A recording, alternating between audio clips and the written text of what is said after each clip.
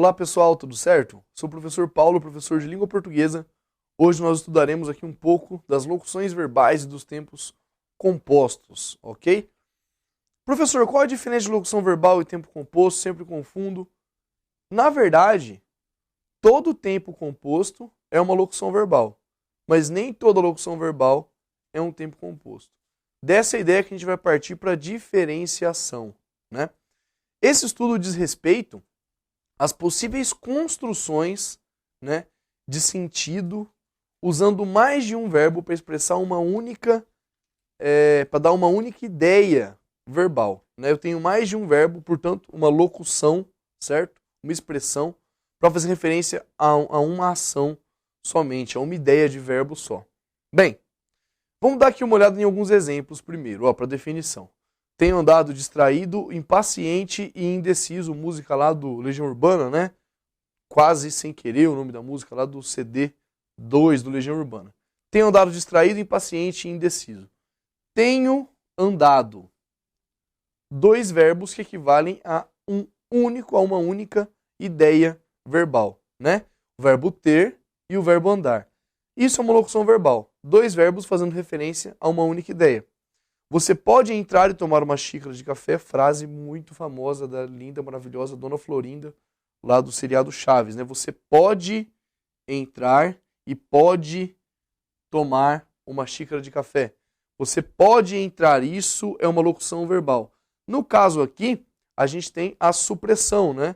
Não repito o verbo, mas ele está aqui implícito. Você pode entrar e pode tomar uma xícara de café, seria já uma outra locução verbal, portanto. Terceira, os jornais deveriam estar falando mais sobre isso. Os jornais deveriam estar falando mais sobre isso. Deveriam falar mais sobre isso nesse momento. Essa ideia que eu tenho, né? Três verbos nesse caso, fazendo referência a uma única ação verbal. Portanto, o que vai ser a locução verbal, gente? Mais de um verbo formando uma única expressão. Mais de um formando uma única expressão verbal, correspondendo a uma oração. A gente, né, sabe que para cada oração dentro de um período eu tenho um verbo, certo? Então, professor, aqui em cima, tenho andado, já são duas orações? Não, é uma oração só, composta por uma locução verbal, né? Por mais de um verbo. Você pode entrar duas orações? Não, uma oração apenas, né? Composta, formada por uma locução verbal. Pode entrar, ok? Bom, o que seria a locução verbal então, gente? Tenho sempre para sua formação um verbo auxiliar e um verbo principal. Pensem assim, o que faz o verbo auxiliar na locução verbal? O verbo auxiliar faz o trabalho pesado, faz o trabalho sujo. É ele que se conjuga, ele que vai indicar o tempo, presente, pretérito, futuro. Ele que vai indicar o modo, indicativo, subjuntivo, imperativo. Ele que vai indicar a pessoa, primeira, segunda ou terceira. Ele que vai indicar o número singular ou plural. Quem vem conjugado? O verbo auxiliar. Todas essas possíveis conjugações de que falei para vocês. Número, pessoa, tempo, modo, voz verbal, né, a voz ativa ou voz passiva. Quem vai me indicar isso? O verbo auxiliar. Ele auxilia. Ele faz o trabalho sujo. A carga maior de significação está onde? No verbo principal, né? No verbo principal, que manda, né? Que faz com que o verbo auxiliar obedeça a ele. Esse verbo principal vai vir sempre na sua forma nominal. Quais são as formas nominais do verbo? Infinitivo, com a terminação em ar, er ou ir. Cantar, falar, sorrir. Beber. Ou no gerúndio, terminação com n, do. Cantando, falando, sorrindo, bebendo. Ou ainda o particípio passado, também é uma das formas nominais do verbo. Cantado, falado, bebido, andado, enfim. O verbo principal sempre vem na forma nominal, certo? O verbo auxiliar vai ser conjugado, né, de acordo com o verbo principal. Se o verbo principal for um verbo impessoal, como tem que ficar o verbo auxiliar? Impessoal. Se o verbo principal for um verbo pessoal, ele tiver um sujeito na oração, o verbo auxiliar vai ter que concordar com esse sujeito, certo? Bom, eles estavam falando de você. Vejam, locução verbal. Estavam falando de você. Eles falavam, estavam falando de você. Quem é o sujeito dessa locução verbal? Estavam falando. Quem estava falando? Eles estavam falando. Eles. Terceira pessoa do plural. Terceira pessoa do plural está aqui. Qual o tempo, né, dessa locução verbal? Estavam falando. Estavam. Pretérito imperfeito do indicativo. Qual o número? Plural. Qual a pessoa? Terceira. Tudo isso quem me indica? O verbo auxiliar. E o verbo principal, falar, como que ele vem? Na forma nominal, no caso, no gerúndio. Aqui embaixo. Isso pode parecer bobo. Isso pode parecer bobo. No caso, agora, o verbo auxiliar é o verbo poder, né? Ele vem no singular porque o seu sujeito é o isso, que está no singular. O sujeito dessa locução verbal, né? Singular. Terceira pessoa, o isso. O verbo também vem na terceira pessoa. Pode, ok? Presente no indicativo. Pode, no presente. Pode parecer. Vejam que o verbo parecer é o verbo principal. Vem na sua forma nominal. No caso, qual forma nominal é essa? A do infinitivo. Ok? Terminação, né? Com R. Vou precisar de ajuda. Mais uma locução verbal aqui, ó. Vou precisar de ajuda. Quem vem conjugado indicando tempo, modo, número, pessoa e voz? O verbo auxiliar. Ele vem conjugado. Quem vai precisar? Vou precisar. Eu sei que o sujeito dessa locução verbal é o sujeito oculto, pela indicação desinicial desse verbo de primeira pessoa do singular, né? Eu não coloquei aqui eu antes, mas eu sei que sou eu, por conta do vou precisar, né? O verbo auxiliar, portanto, vem conjugado. E o verbo principal, como ele vem? Vem na sua forma nominal. Professor, essa ordem, verbo principal, verbo auxiliar, vai se alterar? Não. Sempre primeiro o verbo auxiliar, depois o verbo principal, certo? Primeiro o verbo auxiliar, depois o verbo principal, ok?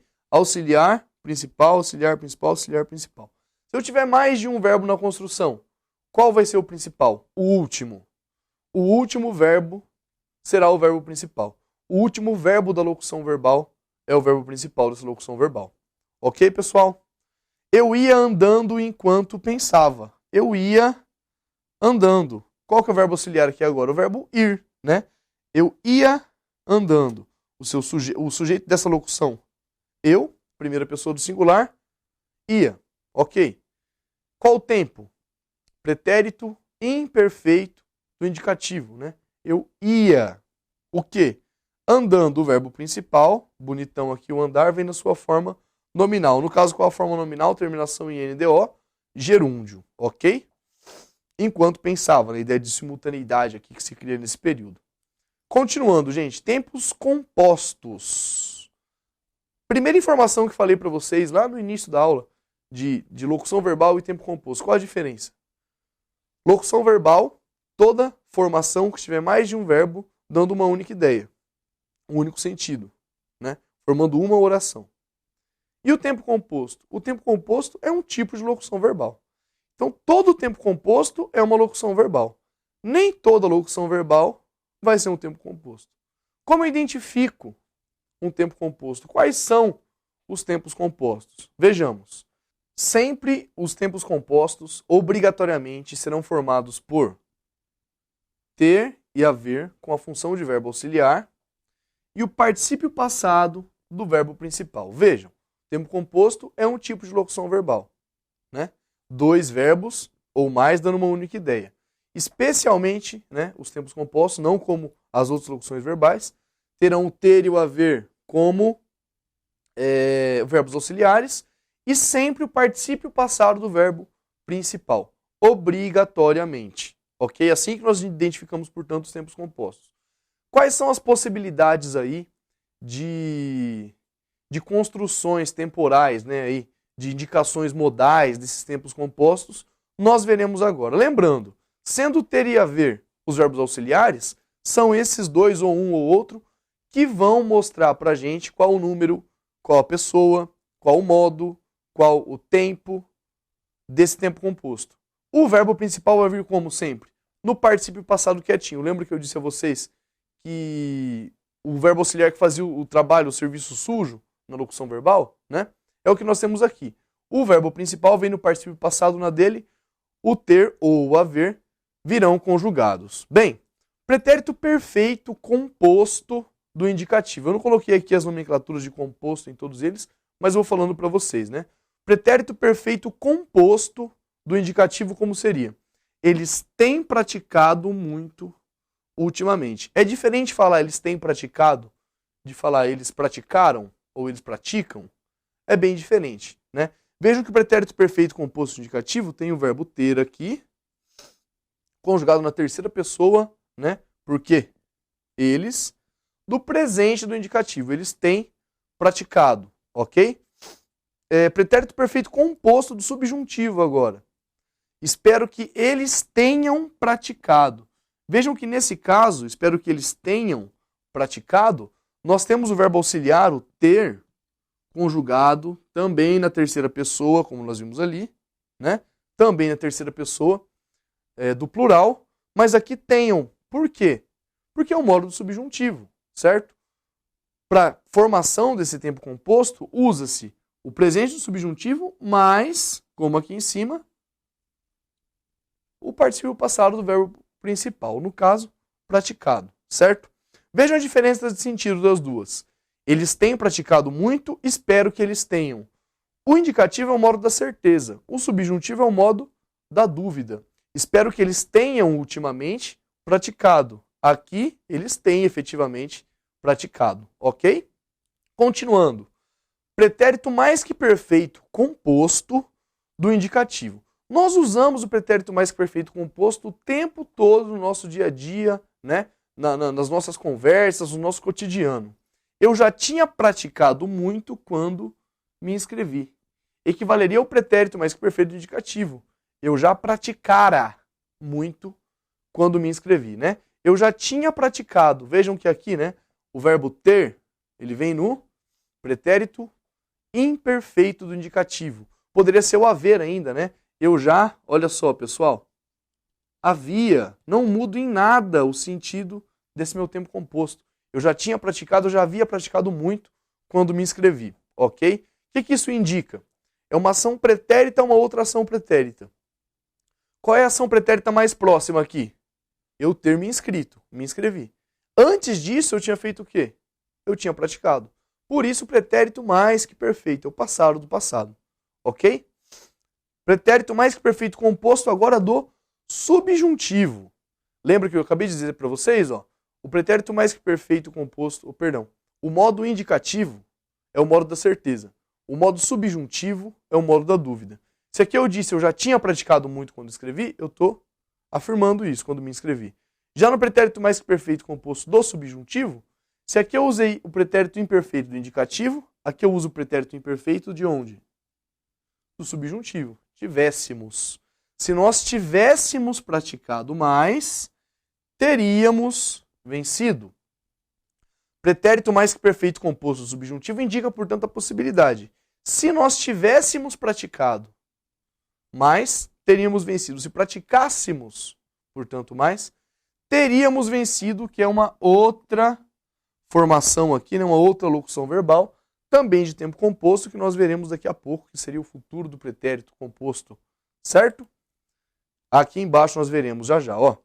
Futuro do presente do indicativo, composto, tá? Futuro do presente composto do indicativo. Amanhã eu já terei praticado quando você terminar. Vejam que aqui nós usamos mesmo como verbo auxiliar o ter em qual tempo? No futuro do presente normal do indicativo, terei, né? Futuro do presente composto, o verbo ter como auxiliar, o verbo principal vem na sua forma nominal, particípio passado. Eu já terei praticado quando você terminar, ok? Aqui embaixo, futuro do pretérito do indicativo, futuro do pretérito composto do indicativo. Já teria praticado, a gente tinha acabado de ver no slide anterior, né? Uma construção parecida. Eu já teria praticado, não fosse minha dor. Eu já teria praticado, não fosse o meu problema, né? Não consegui fazer isso, praticar, em razão desse meu problema. Teria. Qual o verbo auxiliar? Ter. Em qual tempo? Futuro do pretérito do indicativo. No caso, futuro do pretérito composto, por quê?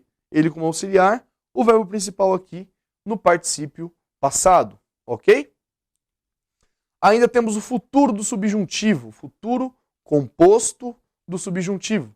Quando tivermos praticado o bastante, nos inscreveremos. Quando tivermos praticado o bastante, a possibilidade, nos inscreveremos. Quando tivermos praticado, aqui está o verbo auxiliar, ter. Qual o tempo que ele está conjugado? E modo. Futuro do subjuntivo. Quando eu tiver, quando tu tiveres, quando ele tiver. Quando nós tivermos praticado, continuo com o meu verbo principal quietinho no particípio passado. Infinitivo pessoal composto também é possível. Como se forma o infinitivo pessoal composto? Para você ter praticado por tanto tempo, foi preciso muito esforço. Para isso, foi preciso muito esforço. Para você ter praticado. Nesse caso, vejam que o verbo veio aqui no infinitivo. Então, professor, você mentiu. Ele não veio conjugado. Não veio conjugado porque o sujeito dele, na verdade, é o você. Ele está conjugado de acordo com você. Você ter. Se fosse nós, como ficaria? Para nós termos praticado por tanto tempo, foi preciso muito esforço. É que para você, a terceira pessoa, do futuro, do infinitivo pessoal, né, que se conjuga como futuro do subjuntivo, a gente não tem mudança, né? Para você ter praticado, para nós termos praticado, enfim. Está aqui o ter, verbo auxiliar, e o praticado, verbo principal no particípio passado. Formação dos tempos compostos agora, pessoal. A gente pode ter a formação do tempo composto da voz ativa e a gente pode ter a formação do tempo composto na voz passiva. Como isso vai acontecer? Como disse a vocês, quem vai indicar tudo isso? Os verbos auxiliares. O verbo principal vem na dele, quietinho, mantém-se lá no particípio passado, quietinho. Quem vai indicar essa mudança? Os verbos auxiliares. Voz ativa. Quando nós temos voz ativa? Quando o sujeito da minha oração pratica a ação expressa pelo verbo. Pratica a ação expressa pelo verbo. Vejamos. Aí o ter e o haver mais verbo principal, que nós já vimos, né, da formação dos tempos compostos. Esse aqui, o verbo principal, no particípio passado, tá? Forma nominal. Meus filhos têm mostrado ótimo desempenho. Meus filhos têm mostrado ótimo desempenho. Que tempo é esse? Pretérito, perfeito, composto do indicativo, certo? Usamos o verbo aqui no presente do indicativo. Meus filhos têm mostrado ótimo desempenho. Nos últimos tempos, eles têm mostrado isso. Ultimamente, por um período aí, né, nos últimos tempos, eles têm feito isso. Voz ativa por quê? Quem é o sujeito? Meus filhos. E quem tem mostrado? Meus filhos. O sujeito pratica a ação de mostrar. Mostrar o quê? Ótimo desempenho. Voz ativa. O sujeito pratica a ação expressa pelo verbo. Voz passiva, o que acontece? O sujeito recebe a ação expressa pelo verbo. Voz ativa, o sujeito pratica a ação expressa. Voz ativa, ele recebe a ação expressa. Como que se forma a voz passiva nos tempos compostos? Ter e haver, aí o detalhe. O verbo ser e depois o verbo principal, continuando na dele, quietinho, lá no particípio passado. Vejamos como isso se dá. Ótimo desempenho tem sido mostrado por meus filhos. Tem sido mostrado por meus filhos. Quem é o sujeito agora? O que tem sido mostrado por meus filhos? Ótimo desempenho é o sujeito. Certo? Ótimo desempenho aqui pratica alguma ação? Não. Sofre a ação. Que ação sofre o ótimo desempenho? A de ser mostrado, né? Ótimo desempenho tem sido mostrado. Voz passiva. Temos aqui o verbo ter. Ok? Professor, por que aqui em cima tem um circunflexo e aqui embaixo não tem? Porque aqui o sujeito era plural. Meus filhos. Filhos, o núcleo, o nome plural. Aqui embaixo, desempenho, singular. Portanto, verbo no singular. Ótimo desempenho tem sido, ó, o verbo ser aqui, certo? No seu particípio passado, mostrado por meus filhos. Nesse caso, então, nós temos aqui a formação da voz passiva nos tempos compostos. Ok, pessoal, ficamos por aqui. Bons estudos para vocês. Até a próxima.